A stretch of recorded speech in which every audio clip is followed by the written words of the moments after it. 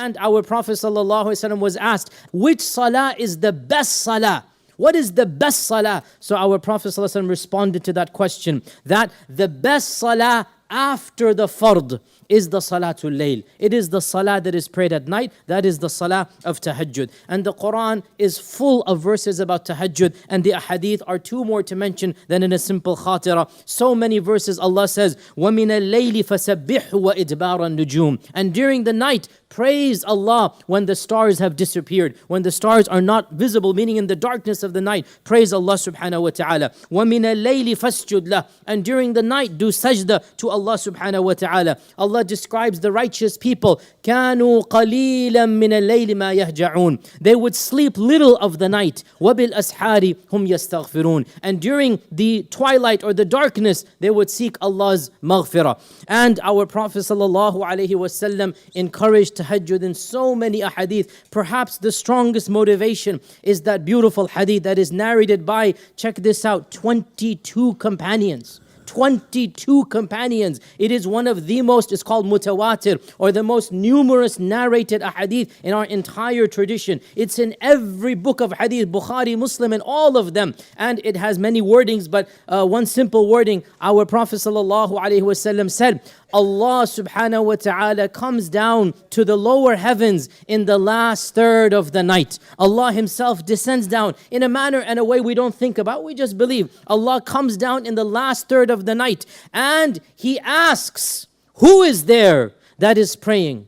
Who is there that is wanting to be forgiven? I shall forgive him. Who is there asking me? I will give him. Who is there invoking? I shall respond. So Allah subhanahu wa ta'ala comes down and He's saying, who is there? Who's there? So our scholars have said, anyone who wants a private audience with Allah, this is his opportunity.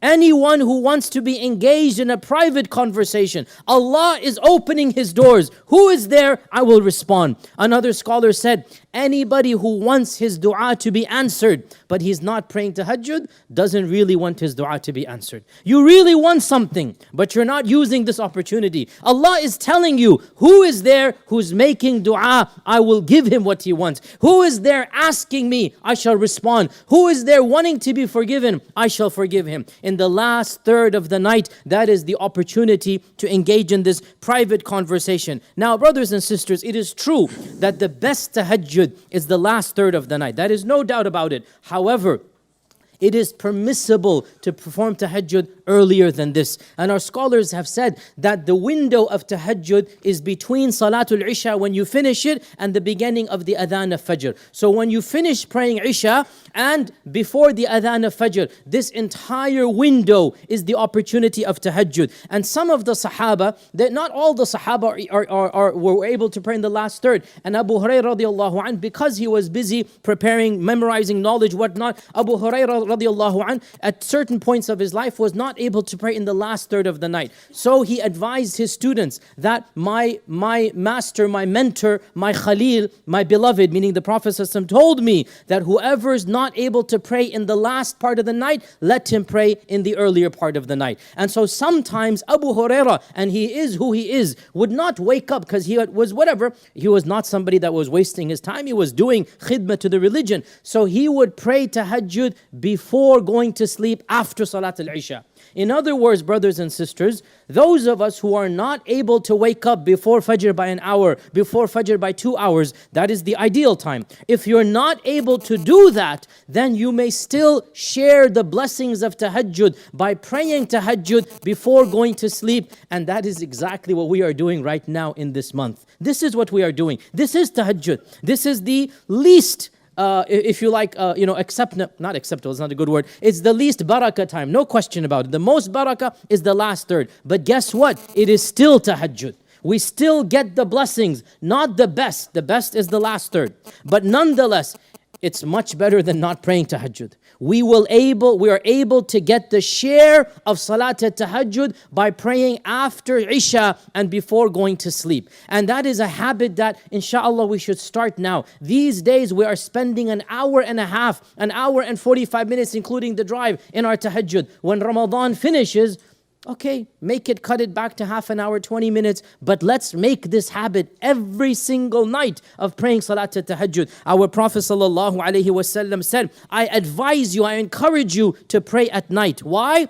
He gave us 4 or 5 reasons. Number 1, he said, because it is the manner and the custom of the righteous people in all times and places. The salih, the good people, they would pray tahajjud. When you pray tahajjud, you will be amongst them. Number 2, our Prophet ﷺ said, it brings you close to Allah subhanahu wa ta'ala. Number 3, our Prophet ﷺ said, it prevents you from committing sins. Brothers and sisters, when you pray tahajjud at night, your day will also become more blessed. You cannot pray tahajjud at night and then go about backbiting and stabbing and ghibah in the daytime. Your tahajjud will make you a better person. Number 4, our Prophet ﷺ said, your sins fall off. Your sins become nothing. Allah will forgive them. And number 5, and this is an amazing blessing, our Prophet ﷺ said, and it removes the diseases from your body. In other words, he is saying even from a medical and a health perspective, praying tahajjud will make you more healthy. And these are the words of the Prophet sallallahu alaihi wasallam. So Allah subhanahu wa ta'ala is telling us, وَمِنَ اللَّيْلِ فَتَهَجَّدْ بِهِ. And during the night, pray tahajjud.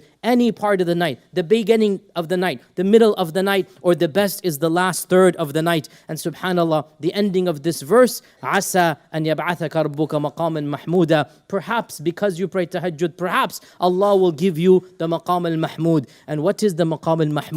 It is the highest station given to any man. It is the highest maqam. It is the maqam that will be praised by all of mankind, the first of them and the last of them. The hadith is in Sahih Bukhari that on the day of judgment, people are going to become worried, anxious, they will become terrified, and they will want judgment day to start. They're going to be so worried about the next step that they're willing to just get the results right here and now. And so they will go to our father Adam and they will say to Adam, "Oh Adam, why don't you ask Allah to begin judgment day? We don't want to wait this long." And Adam alayhi salam will say, "Today my Lord has become so angry. It is an anger he has never had before, he will never have again. So don't come to me. I'm worried about myself. Nafsi, nafsi. I'm not going to ask anything. Go to somebody else. Go to Nuh alayhi salam." So they will go to Nuh, the same conversation. He will also say, "I'm worried about my sins and myself," and go to somebody else. Go to Ibrahim. Ibrahim will say the same thing. Say, "Go to Musa." Musa will say the same thing. Say, "Go to Isa." So this is now a delegation of all of mankind. Muslims, Christians, Jews, Buddhists, Hindus, everybody. Because on Judgment Day, everybody's going to know Islam is true. On Judgment Day, there's going to be but one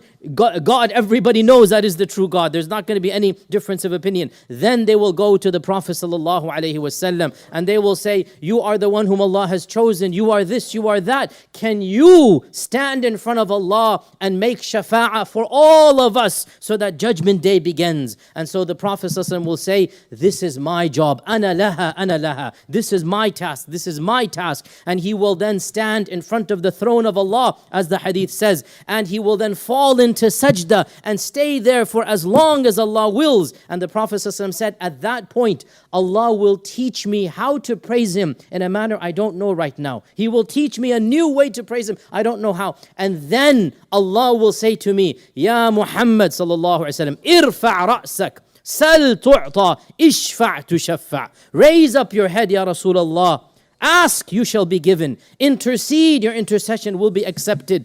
That is the maqam al-mahmud, the one person who will represent mankind, the delegate, the ambassador that all of mankind will praise. Maqam al-mahmud, the praiseworthy maqam. This is the maqam al-mahmud, and it is the highest maqam any human is given, and only one person will be given it, and it is our Prophet sallallahu alaihi wasallam. And look, this maqam was linked to Salat al-Tahajjud. وَمِنَ اللَّيْلِ فَتَهَجَّدْ بِهِ نَافِلَةً لَكَ عَسَى أَنْ يَبْعَثَكَ رَبُّكَ مَقَامًا مَحْمُودًا. So brothers and sisters, let us pray tahajjud as much as we can. Whoever cannot pray every night, once a week, once a month, there should be something in our daily routine, weekly routine, monthly routine.